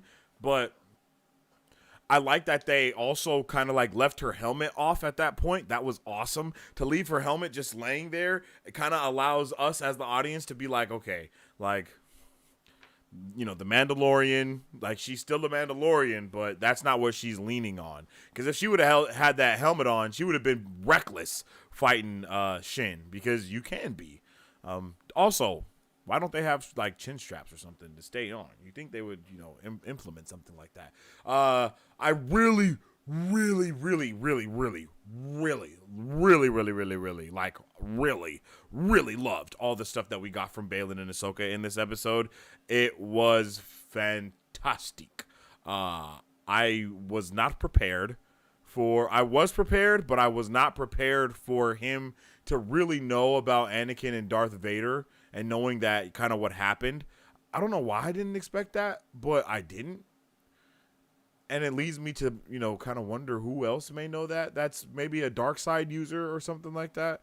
But who knows? Especially because he's rocking with he's not really rocking with her, but he is. We don't know how long he's been in cahoots with the Witches of Dathomir and all that. So we don't know how much he might know. And I was expecting to get more of a monologue from him. And we still did get like a monologue and a good discussion. We got good exposition from the both of them, just kind of setting up things and talking and discussing shit. And I really loved him not rocking with the witchcraft. And I don't know why, but I really love him not being with it. And he's like, oh, witchcraft, like I hate it. Like it seems like he's just not a fan of anything that he's doing, but he's doing it almost out of the greater good, or a feeling that he is doing a greater good. And I want to know where that feeling derives from. I want to know where that feeling is rooted, actually, because it just leads for a lot more discussion, and he's making some very intense decisions, and I wonder why. And also, I'm pretty sure Sabine knew that Ahsoka wasn't dead because of how she was rocking, and now it makes sense. The end credits. In the end credits, we see the Purrgil following the trail to the other galaxy, and 100% they're using the Purrgil to get to that other galaxy. That's all I know. I don't know what else. I don't know anything else, but I know that's gonna happen. Like, those Purrgil are getting used in order to follow to Thrawn and Ezra, and I'm okay with that. I think there's been enough setup. They got it in the entire outro since episode 1 that the Purrgil follow that hyperspace lane. So yeah, I'm down for that. I'm trying to figure out. I'm trying to say, Hera. I'm rocking with Hera. I'm rocking with all of them. Kind of peeved that we didn't get to see Zeb. I'm kind of starting to think we might not see Zeb at all. But it's okay. This episode, like all the other ones, felt the most Star Wars like Star Wars in the history of Star Wars. You know what I mean? Like, it felt like Star Wars since we've had the most like Star Wars since we've been in this new era. The music, all of it. Just, yeah. I appreciated it. And it got better throughout the episode. I don't know what's up with the new sound design with the lightsabers, but I love it. I love how every lightsaber now sounds way more distinct. It sounds, and to be completely honest, that is how it should be, since each lightsaber is made by a different person. A different person. They're made the same way, essentially, but the parts that are made, the lightsabers are extremely different from one another. So incorporating this new sound, having Ahsoka's have this pure crackling sound almost, in contrast to Balin's like just shattering, just very, very deep, like kind of vibe. I really am digging that. I'm digging that. Honestly, I am. And it's kind of interesting that we've seen so many different iterations of lightsabers in different ways. Whether they be skinny, wide, have the little handlebars on the side, double-sided, lightsabers that can spin, lightsabers that are almost crackling in flames. I think Ahsoka's lightsabers are some of my favorite. And I don't think it's just because they're white, but the look of them, the hilts of her saber. I also love the hilt of Balin's and how he holds it like a knight, just ready to rock. Oh man, it just doesn't. I love how many fighting styles there are with lightsabers, and that we're continuing to see more and more. I also love the similarities to Ahsoka's Tales of the Jedi episode when she was fighting that Inquisitor and literally just took him out like that, because we need to remember who the hell Ahsoka is. It's not like she's just a Jedi or some, no, Ahsoka is the one. She is that one, for real. The one trained by Anakin, Darth Vader, one of the best lightsaber fighters that we've seen, at least. Yes, and I feel like this episode allowed us to see that a little bit more, but at the same time, I feel like we're getting teased with the lightsabers fights, and I want to see more action going through with the lightsaber fights. But yet again, I understand it's been years since a lot of that stuff's kind of been going on with the lightsaber dueling with the other lightsabers, and so I can understand people not being, you know, as inept or whatever. But still, I kind of want to see a little bit more, and hopefully we can get that from somebody in this show. I want to really, I mean, let me relax, because I think it's kind of doing the most asking for another iconic lightsaber scene in like everything that we get that includes Jedi. I think that's kind of redundant. So I'm just gonna relax with that and say I do hope we get a little bit more agility to her fights in the future, in the next fights. We saw a little bit of that agility kind of crack off here and there in this episode, and I'm okay with that. But I want a little bit more, and I feel like we were gonna get it. So that's why I'm just kind of saying, like, I hope we do increase that up a notch yet again, and then increase it up again. I do think that when we get to this other side of the galaxy, there are going to be people that we are not ready for. That's it. Like, I think there are going to be people that we're not ready for and we're not prepared to get into a fight with, because they're going to have their own magic, and they might even have some type of lightsaber or sword or something using their version of a kyber crystal, or they might even have kyber crystals over there in abundance versus how much it is over here. Who knows? So we're going to have to just see what goes on with that.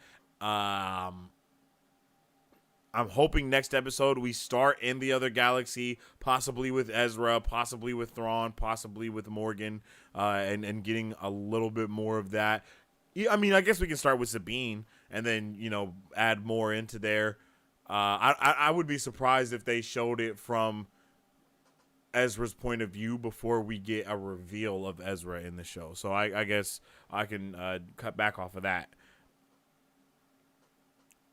And I'm not sure if Ezra's just going to be like a prisoner of Thrawn or anything like that either. But I think I'm hyped for whatever we do get. So I'm here for it. I'm loving me some how Jason is. I can't wait to see Jason kind of grow up. We're definitely going to see him in the future. I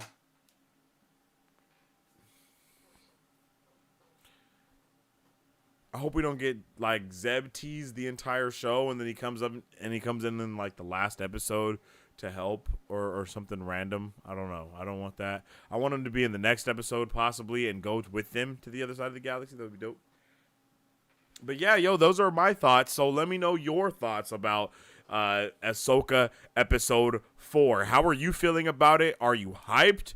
What are some questions that you might have? Is there anything that you might have been confused about? Come on, let's get the discussion going. Y'all already know. Andre said, oh my God. That is a super good, that's a very good thing to say.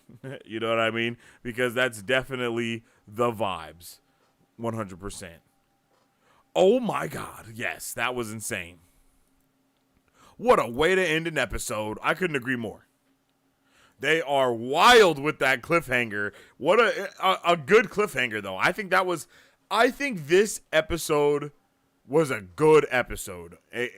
From start to finish, I feel like this show has actually been a show. You know, it doesn't feel like it's supposed to be a movie to me. It just feels like it's supposed to have a longer episodes. It does feel like that. It feels like that, but honestly, it doesn't at the same time.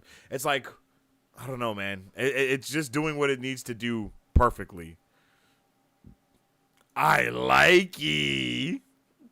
Okay, so we got some ones. I see the ones. The world between worlds. Yes, I'm ready for the world between worlds, yo. I love everything that they showed us about the world between worlds. It looked truly breathtaking. I could not have asked for it to look better. I really couldn't have. It looks the exact way it needs to, and I'm loving that we're there. I want to know why we're there, but I'm loving that we're there. It's going to be insane. Next week is going to be crazy, bro. I have no idea what we're going to be doing next week, honestly. Bro, what the fuck? Yeah, I feel you 100%. I'm speechless. Nighthawk. Like, bro, it was insane, man. They went so hard with this episode. They literally gave us a platter of just storytelling, world building, and action, and a whole bunch of character development. And I'm just loving all of it. I always have a smile on my face when I see Paul Sun-young Lee as Captain Carson Tevez. Good Canadian kid. Little bias here, LOL. Good Canadian kid is crazy. But yeah, that's facts. He does go crazy. I love me some Paul. Anytime he's on the screen. From The Mandalorian to even this, he's been amazing across all of it. The episode was amazing. I couldn't agree more. The episode was truly amazing. They did some great things. Like, going back and being able to watch this show again is going to be so fun and so eventful. I've been holding myself off from doing it just because I know, like, hey, I got to just, get into it. But I know this show is going to be freaking balls to the wall incredible for the rest of the season.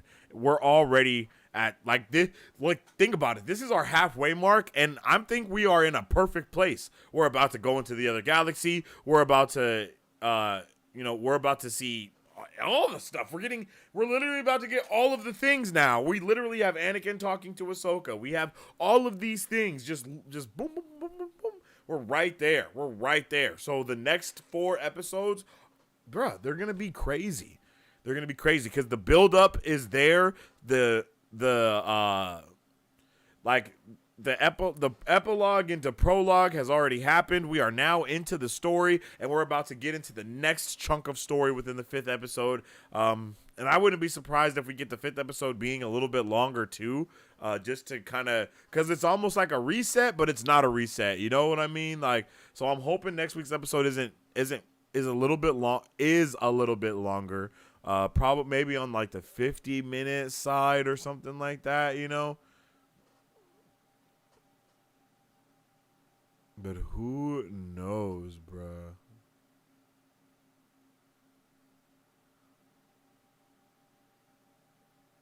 Who knows what we could get next? I definitely don't. I really enjoyed the episode. I want the 5th episode now. Yo, I feel that. I definitely want to get the 5th episode on and cracking. That would be incredible. But I also love that now I get to want that 5th episode, and now it's going to hit even harder next week, like how this episode hit crazy hard this week. I'm hyped, man, and it's a good time. We got Wheel of Time, and we got Ahsoka going back to back. And I Am Groot is actually coming out tonight at 11:30 at midnight, and I don't know if we're going to be doing a watch party for I Am Groot. I can't remember if we did a watch party for it last time. I don't think that we did. I think I just kind of talked about it. But we might have to, tap in with that and get it going. Because this was beautiful, though. And, like, when they jumped into hyperspace, the noise that erupted from those engines as they're jumping into hyperspace, bro. Literally next level. Literally next level. I could not believe it.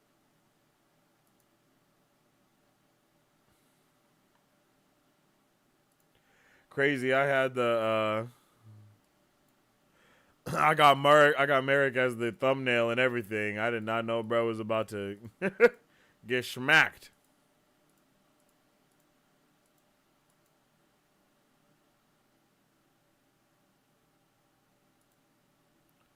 Like, just listen to this.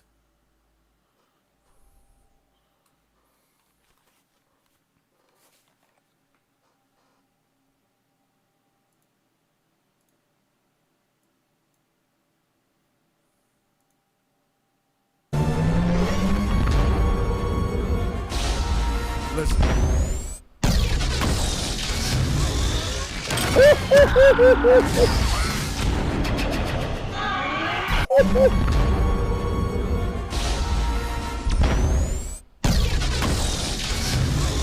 Like, excuse me?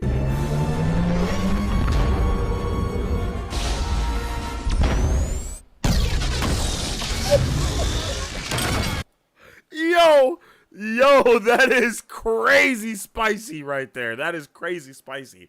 That jump into hyperspace is just like, it's just the engine is just veering up, and then literally just punching a hole through time and space, bro. Like, and then the trail that it left behind. Oh my goodness.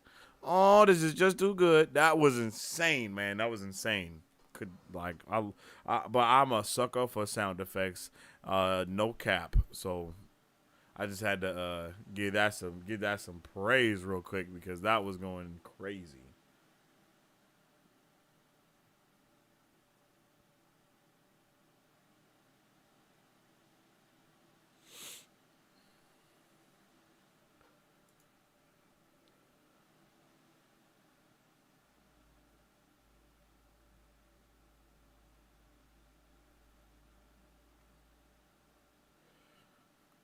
Man, whoo.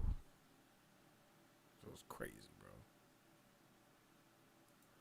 bro. What a way to end my last live Ahsoka watch party. Won't be able to be there live starting next week. Darts are starting up again.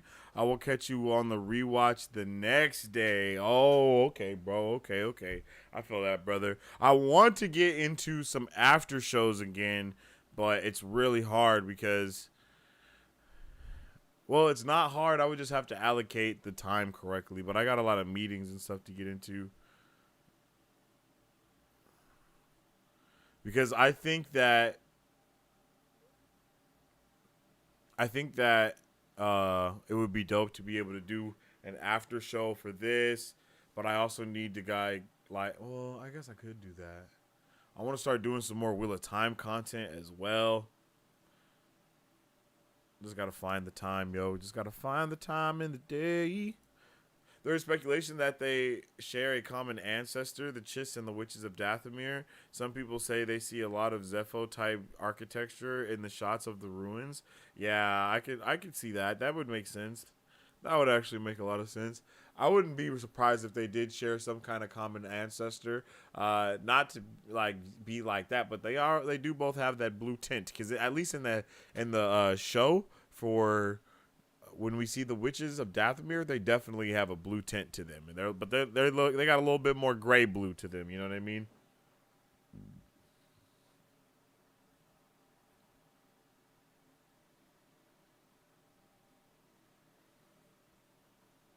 So it's gonna be dope when we see, the next state of that, because like I really think that we will see some connections between the witches and Thrawn.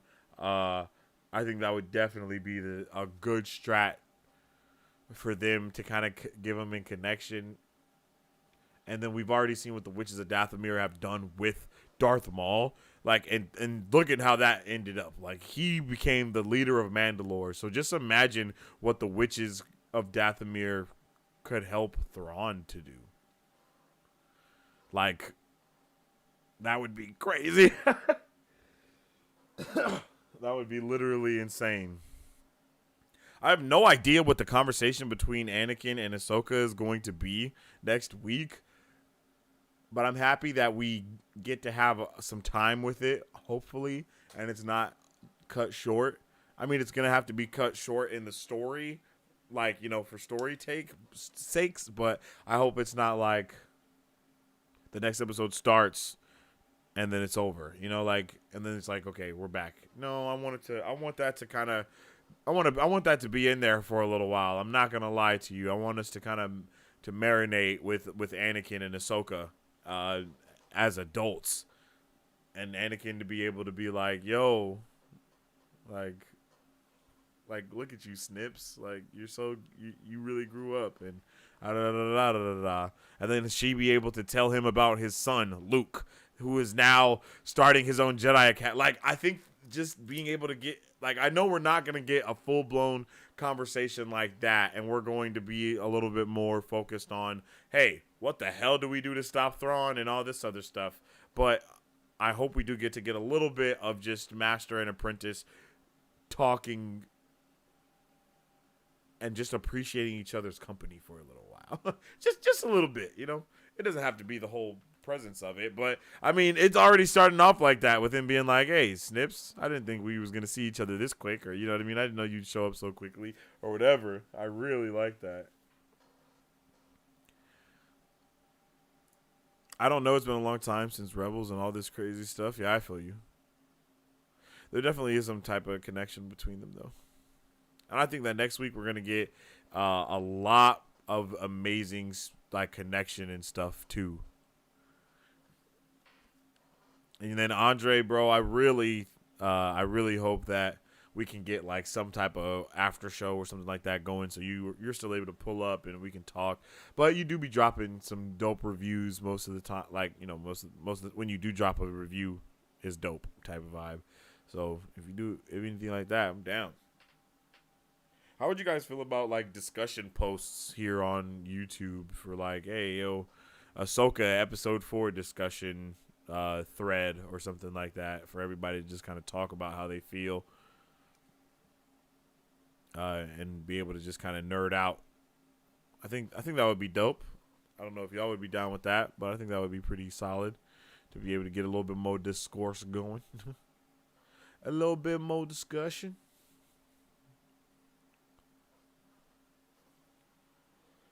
And if you would like to join the discussion even more and add some more of your thoughts and theories, you can always join the Discord, baby.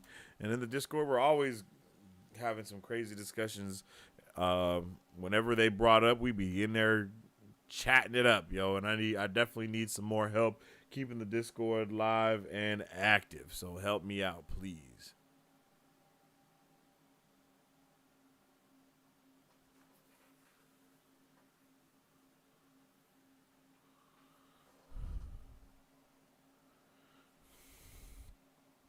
Help me out, please. Get it, pit, pop, plopping, and slopping. But with all that being said, I hope each and every one of you enjoyed our watch party and review for today's episode of Ahsoka. It has been an amazing time with you guys to be able to nerd out and just appreciate all of this amazingness that we've had from Star Wars. I cannot wait to see what Dave Filoni continues to do with the rest of this show, as well as the directors that are accompanying him and making this beautiful masterpiece. The show is looking incredible still. I loved how it looked when they jumped into hyperspace. I loved every single thing that they were doing, you know what I mean, with this episode. It looked beautiful. The spaceships looked beautiful when they were flying around. Even when Hera and her squadron pulled up, even that was incredibly looking. And when they space jumped and then all the spaceships just start crashing into each other one after another. Beautiful execution on that entirely, and I am so excited to see how up close and personal we get with the Purgles next week. And I hope you guys are super pumped and excited to see what's gonna be going on. And with all that being said, I hope each and every one of you have a fantastic rest of your Taco Tuesday. Don't forget to follow us on social media at Marvel Bros. Stay up to date with all the latest news, movie reviews, and content that we post every single day. And you can also follow me on social media at Sensei Finito to stay up to date with all my thoughts, theories, and opinions about whatever particular thing I might be particularly taking in that particular time. You feel me? On Wednesday, we will be doing our Wheel of Time watch party, so make sure you guys are here at 4 p.m. PST. That show is going to be going live at 5 p.m. PST, so we're going to be checking that out, and got to be there an hour early so we can get our discussion going, get the hypes going, get the vibes going, and then tomorrow we'll be doing a Wheel of Time.